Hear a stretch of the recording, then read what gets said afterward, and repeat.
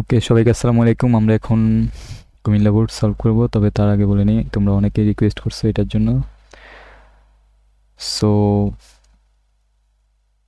তোমরা অবশ্যই এখানে লাইক বাটন আছে, সবার কাছে যেন ভিডিওটা ছড়িয়ে যায়, সেই জন্য লাইক বাটন অবশ্যই ক্লিক করবা অ্যান্ড হচ্ছে কমেন্ট করবা তোমাদের কি প্রয়োজন। অ্যান্ড তোমরা যারা কোশ্চেন আমার মেসেঞ্জারে দিচ্ছ বা হোয়াটসঅ্যাপে দিচ্ছ তারাই শুধু সলভ পাচ্ছে।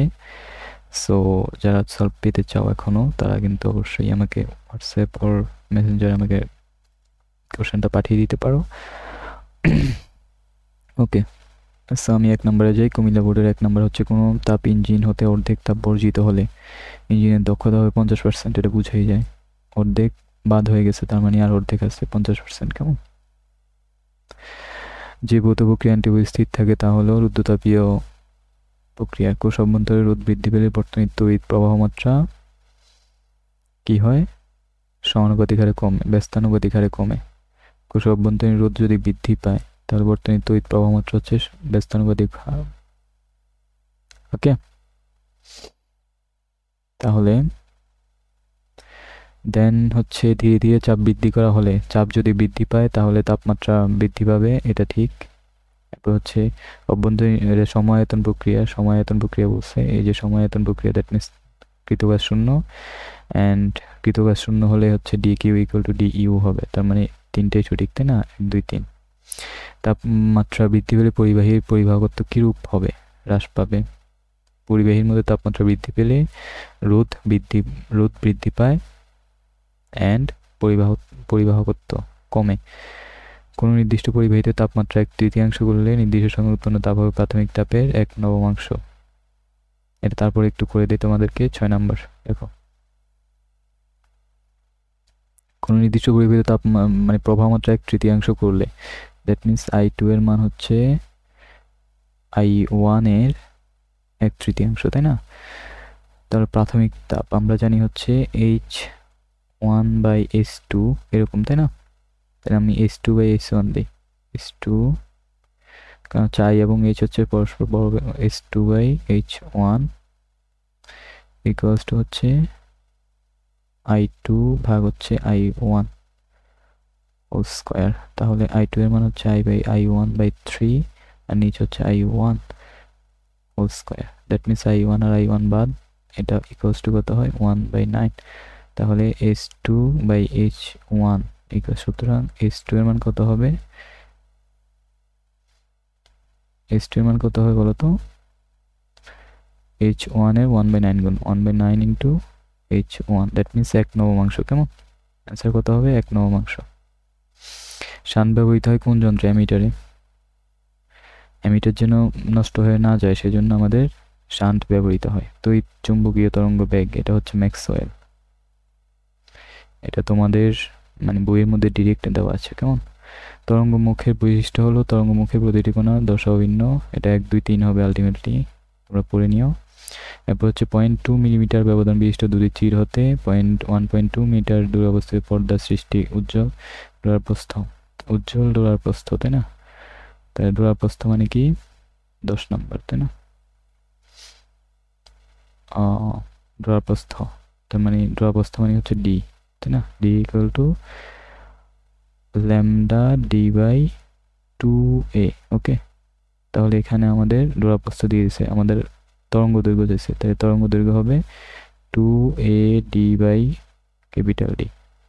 ওকে, তাহলে ইকুয়ালস টু 2 ইন্টু a এর মান কত? a এর মান হচ্ছে কত? এই যে 0.2 মিলিমিটার, তাই না? 0.2 মিলিমিটার মানে হচ্ছে 0.2 মিলিমিটার মানে হচ্ছে 0.2 ইন্টু 10⁻³ 0.2 মিলিমিটার। আর ডি এর মান কত? ডোলার প্রস্থ 1.74 মিলিমিটার ইন্টু 1.74 মিলিমিটারকে আমরা 10⁻³ দিব, মিটার নিচ্ছি। তার বড় হাতের টি মানে কি? পর্দার দূরত্ব, তাই না? চির থেকে পর্দার দূরত্ব হচ্ছে 1.2 মিটার, 1.2 মিটার। তাহলে এটা যদি আমরা ক্যালকুলেশন করি, তাহলে আমাদের এরকম আসে, দেখো কত আসবে? 2 ইন্টু 0.2 ইন্টু 1.74 ভাগ হচ্ছে 1.2, তাহলে এই যে 5800 এটা আসবে। ওকে, এরপর হচ্ছে আমি তারপর দিচ্ছি ইন্টু 10⁻⁻6,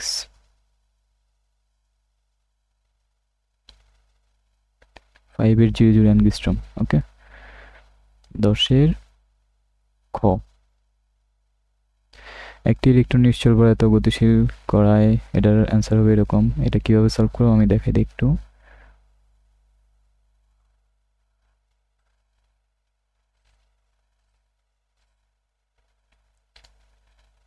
দেখো, ইলেকট্রনের নিশ্চল ভর মানে এম নটের মান দেওয়া আছে, গতিশীল করা ইলেকট্রনের ভর হচ্ছে এত। তাহলে ইলেকট্রনের গতিশক্তি কত? গতিশক্তি কে বা ই কে ইকুয়ালস টু আমরা জানি হচ্ছে ই কে ইকুয়ালস টু হচ্ছে এম বিয়োগ এম নট ইন্টু হচ্ছে সি স্কোয়ার। তাহলে দুইটা যদি আমরা বিয়োগ দিই তাহলেই আমাদের অ্যান্সার হয়ে যায়।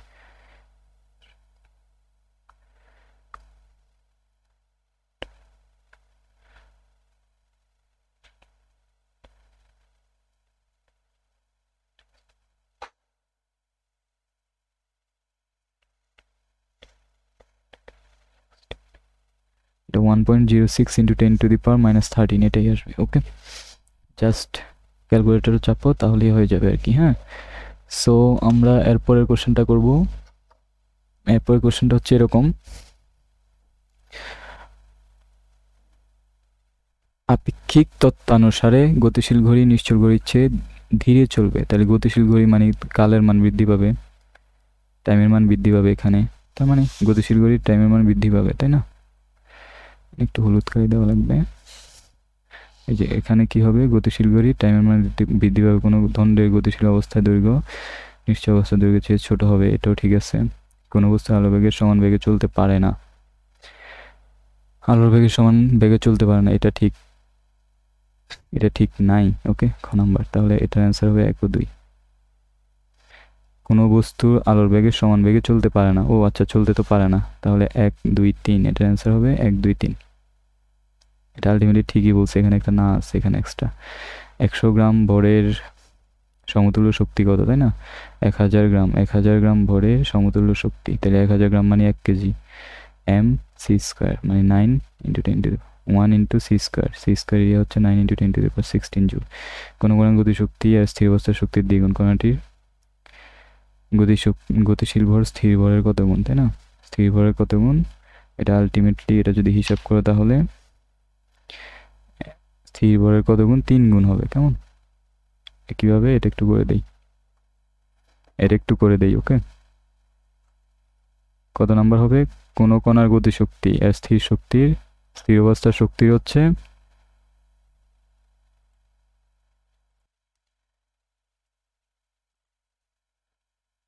তারপর 3 গুণ হবে। এটা কিভাবে করব, দেখো এটা হচ্ছে কোনো কণার গতিশক্তি আর স্থির অবস্থার শক্তির দ্বিগুণ। তাহলে ই কে ইকুয়ালস টু হচ্ছে 2 ই নট, তাহলে এটা হচ্ছে M minus M naught C square equals to 2 M naught C square, তাই না? তাহলে সি স্কোয়ার বাদ এখানে দেখা যাচ্ছে M equal to 3 M naught হবে, দেখা যাচ্ছে এখানে 3 এম নট হবে, তাই না? তাহলে স্থির ভরের 3 গুণ। ওকে, আমরা সেকেন্ড স্লাইডে যাই। সেকেন্ড স্লাইডে কি আছে দেখো, একটি পদার্থের যোজন ব্যান্ড প্রায় শূন্য এবং পরিবহন ব্যান্ড প্রায় খালি। ব্যান্ড দুটির শক্তির ব্যবধান খুব বেশি, পদার্থটি হলো অন্তরক। এর সোজা, পরিবহন ব্যান্ড এবং যোজন ব্যান্ড যদি তোমার খালি থাকে, অ্যান্ড হচ্ছে মাঝখানে ফরবিডেন এনার্জি গ্যাপ যদি বেশি থাকে, তাহলে এটা অন্তরক। কোনো পরিবাহীর দৈর্ঘ্য দ্বিগুণ এবং ব্যাস অর্ধেক করলে চূড়ান্ত রোধ হবে প্রাথমিক রোধের কত গুণ, এটা একটু করি। হ্যাঁ, তাহলে আমরা জানি আর সমানুপাতিক এল বাই আর স্কোয়ার এরকম হয়, তাই না? তাহলে R1 R2 by R1 equals to কি হবে, L2 বাই L1 ইন্টু হচ্ছে R1 by R2 whole square, এরকম, তাই না? তাহলে L2 এর মান বলছে দ্বিগুণ করছে, তার মানে 2L1 by L1 into R1 by R2 এর মান বলছে R1 এর অর্ধেক করছে, তাই না? R1 বাই R1 এটা হবে 2 আর এটা হবে 4, তাহলে 4 দুগুণে 8, তাহলে R2 by R1 equals to হচ্ছে 8, R2 ইকুয়ালস টু কত হবে 8 R1। ওকে, পরিবাহীতে এটার অ্যান্সার কত হবে 8 গুণ। ওকে, পরিবাহীতে তড়িৎ প্রবাহের দরুন উৎপন্ন তাপ নিচের কোন লেখচিত্রকে সমর্থন করে? তাহলে আই সমানুপাতিক এইচ সমানুপাতিক আর স্কোয়ার, এটা আমরা জানি। এটা ছিল তোমার 16 নম্বর, এটা হচ্ছে 17 নম্বর জুলের সূত্র আর কি, এইচ সমানুপাতিক আই স্কোয়ার। আরেকটা সূত্র কি ছিল? এইচ সমানুপাতিক আর, এইচ সমানুপাতিক টি। তাহলে এটা দেওয়া আছে আমাদেরকে। তাহলে সমানুপাতিক যখন দেওয়া থাকে তখন হচ্ছে কি একদম বরাবর হবে আর কি এটা। তাহলে এটা হচ্ছে তোমার বলছে উৎপন্ন বর্তনী মোট প্রবাহ মাত্রা কত? প্রবাহ মাত্রা কত আমরা একটু হিসাব করি, দেখো একটু করি প্রবাহ মাত্রা কত। তাহলে প্রবাহ মাত্রা এখানে তুল্য রোধ বা আর পি ইকুয়ালস টু, এটা কত নাম্বার? 18 নম্বর। আর পি ইকুয়ালস টু হচ্ছে 10/2 ইকুয়ালস টু হচ্ছে শর্টকাট আর কি, যদি 2-3টা একরকম দেওয়া থাকে তাহলে 10/3 10/2 আলটিমেটলি 10/n আর কি। তাহলে 10/2 ইকুয়াল টু 5 ওহম। ওকে, ই এর মান দেওয়া আছে হচ্ছে 10 ভোল্ট। তাহলে আই ইকুয়ালস টু কি হবে? 10/5 ইকুয়াল টু হচ্ছে 2 অ্যাম্পিয়ার। তাহলে অ্যান্সার হবে কত? 2 অ্যাম্পিয়ার। ওকে, আর টু রোধের দুই প্রান্তের পার্থক্য কত? এই যে এখানে 10 ভোল্ট দেওয়া আছে, তার মানে R1 এরও 10 ভোল্ট, R2 এরও 10 ভোল্ট। ওকে, বুঝে গেছে? স্থির কাঠামোর তুলনায় গতিশীল কাঠামোর ঘড়ি হচ্ছে ধীরে ধীরে চলবে, কারণ কি গতিশীল কাঠামোতে টাইমের মান বেড়ে যাবে, কালের মান বেড়ে যাবে, দৈর্ঘ্যের মান কমে যায়, অ্যান্ড হচ্ছে ভরের মানও বেড়ে যায়। 60 কেজি ভরের একজন লোক 0.8 ব্যাগে, এটা একটু ইম্পর্টেন্ট, এটা একটু দেখি। এগুলো কিন্তু অ্যাডমিশন টেস্টে আসবে, সো যা তোমরা অন্যান্য বোর্ডেরও আছে তারাও কিন্তু দেখতে পারে একটু মনোযোগ সহকারে, কেমন? তাহলে 17 নম্বর, 17 না, এটা হচ্ছে 21 নম্বর। রকেটের লোকটি মাঠের দৈর্ঘ্য পরিমাপ করবে, তাহলে রকেটে যে বসে আছে সে কিন্তু মাঠকে পিছনের দিকে সরে যেতে দেখবে। দ্যাট মিন্স আমাদের এই মাঠের দৈর্ঘ্যটা যেটা দেওয়া আছে সেটা হচ্ছে আমাদের আলটিমেট এল নোটের মান, তাই না? এল নোটের মান হচ্ছে 500, অ্যান্ড হচ্ছে রকেটের লোক মাঠের দৈর্ঘ্য পরিমাপ করবে, যেটা পরিমাপ করবে সেটা হবে গতিশীল এল, তাই না? গতিশীল এল ইকুয়ালস টু আমরা জানি L naught root over 1 minus B square by C square. এখানে বি স্কোয়ার মানে হচ্ছে 0.8, সি দুটো হোল স্কোয়ার করলে আমাদের আলটিমেটলি সি বাদ যাবে, মানে 0.8 স্কোয়ার হবে। এটা আলটিমেট দৈর্ঘ্য হবে 300, কেমন? 500 ইন্টু হচ্ছে রুট ওভার 1 মাইনাস 0.8 স্কোয়ার। এটা আলটিমেট দৈর্ঘ্য কত হবে? 500 into root over 1 minus 0.8 square কত হবে? 300 হবে, কেমন? 300 মিটার পরিমাপ করবে। কতটুকু? 300 মিটার পরিমাপ করবে। ওই মাঠের অবস্থিত একজন পর্যবেক্ষক লোকটির ভর পরিমাপ করবে, তাহলে যে মাঠের মধ্যে যে বসে আছে সে লোককে দেখবে গতিশীল। দ্যাট মিন্স সেই পাইলটকে বা লোককে দেখবে হচ্ছে গতিশীল। তার মানে লোকের ভর আগে ছিল 60 কেজি, তার মানে এম নট, এটা হচ্ছে এম নটের মান। তাহলে সে এম এর মান বের করতে হবে। তাহলে এম ইকুয়ালস টু হবে এম নট ভাগ হচ্ছে root over 1 minus V square by C square. এগুলো তো জানো মনে হয়। এম নটের মান হচ্ছে তোমার, এসব অঙ্কের মধ্যে সবচেয়ে সমস্যা কী হয় জানো? এম আর এম নট বের করা, এল আর এল নট বের করা, এগুলো। এটা হবে রুট ওভার 1 মাইনাস 0.8 স্কোয়ার। তাহলে এটা কি হবে?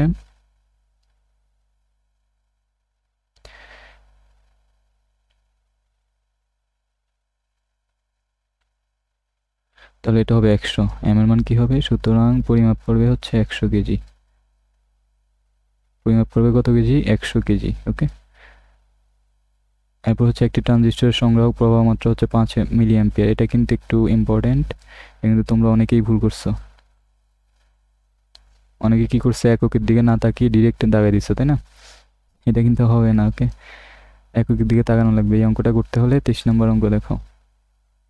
এটা 5 মিলি অ্যাম্পিয়ার মানে হচ্ছে সংগ্রাহক প্রবাহ, মানে IC, I collector equal to 5 milli ampere. আমরা অ্যাম্পিয়ারে নিয়ে যাবো 10⁻³ দিয়ে। অ্যান্ড আই কি আছে?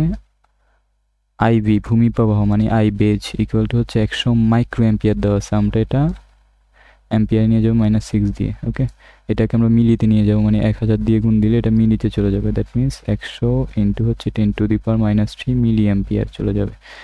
ওকে, এটা কিন্তু মিলি অ্যাম্পিয়ার ছিল। আমরা আচ্ছা এটা অ্যাম্পিয়ার না নিয়ে আমরা মিলি অ্যাম্পিয়ারে রাখি, কেমন? এটা অ্যাম্পিয়ার না নিয়ে আমরা কি করবো? মিলি অ্যাম্পিয়ারে রাখবো। তারপর দুইটা একক এক হয়ে যাবে আর কি, এটা মিলি অ্যাম্পিয়ার, তাই না? দুইটা যদি এটা কি হবে, এটা হবে 0.1 মিলি অ্যাম্পিয়ার। তাহলে কি হবে, এমিটার কারেন্ট কি হবে, 5 প্লাস হচ্ছে 0.1 ইকুয়ালস টু হচ্ছে 5.1 মিলি অ্যাম্পিয়ার। ওকে, তাহলে যে ছেলেটা ধাগাইছে সে মনে অনেক ভালো করছে। এরপরে দেখো এটা হচ্ছে এ নোটের মান কিরকম, এটা তো অর গেট তাই না। 24 নম্বর দেখো, 24 নম্বর, এটা তো অর গেট তাই না। অর গেট মানে এ প্লাস এ মানে এ, এরকম। অর গেটের পরে আবার নট আছে, দ্যাট মিনস এটা নট গেট।